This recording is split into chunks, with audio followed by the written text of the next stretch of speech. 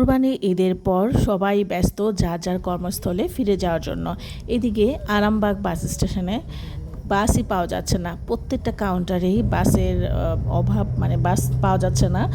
তো দেখা যাচ্ছে এই কারণে অনেক জায়গায় হচ্ছে কাউন্টারে টিকিটের অনেক দাম রাখছে, কখনো মানে যেই নর্মালি আমরা যে ভাড়ায় যাই তার থেকে অনেক বেশি দাম চাচ্ছে।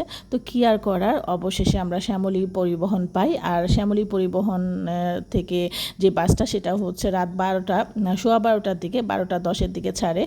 তো রাত প্রায় 3টার দিকে হচ্ছে তাজমহল, হোটেল তাজমহলে ওরা ব্রেক নেয় যাত্রা বিরতির জন্য। তখন হচ্ছে 3টা 10-এর মতো বাজে। তো তাজমহলে এত মানুষের ভিড়, এই ভোর রাতেও এত মানুষের ভিড়।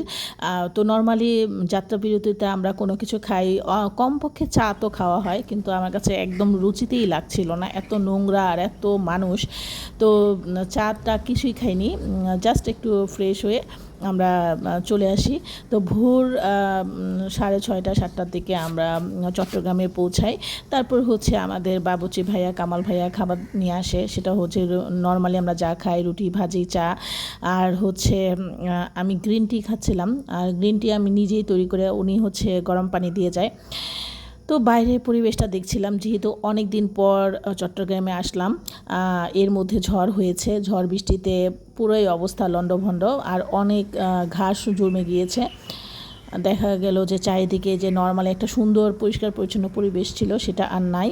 আর এদিকে আমি যে 2টা টব কিনেছিলাম, যে টবে মানি প্লান্ট আর বিটরুট লাগিয়েছিলাম, তো বিটরুটের পাতা গজিয়েছে, এটা দেখে খুবই ভালো লাগছিল। আর এই যে মানি প্লান্টটাও মোটামুটি ফ্রেশই আছে, মারা যায়নি অ্যাটলিস্ট, যেহেতু আমি অনেক দিনই চট্টগ্রামে ছিলাম না।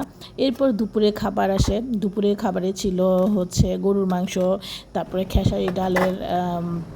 খেসারি ডালের একটা আইটেম করে, তারপর হচ্ছে এটা খুব সম্ভবত লাউ জাতীয় কোনো কিছু, তারপরে ভাত। তো এটাই আমাদের নর্মালি খাবার দাবার থাকে। আর এখানে হচ্ছে যেহেতু আমাদের কোনো সংসার টংসার নাই, এখানে হচ্ছে গেস্ট হাউস টাইপের খাবার, মানে গেস্ট হাউস টাইপের লাইফস্টাইল। তো এই হচ্ছে আমাদের চট্টগ্রামের বিড়াল।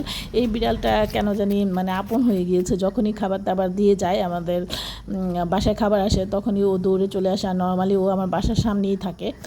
তারপর লাঞ্চ করার পর একটু বাইরে বের হই হাঁটাহাঁটি করার জন্য। আর বাইরে এত রোদ, আর সেই সাথে চট্টগ্রাম BCSR গবেষণাগারের আবাসিক এরিয়ায় এত সুন্দর সুন্দর ফুল গাছ আর সবজি বাগান, দেখলেই মনটা ভালো হয়ে যায়।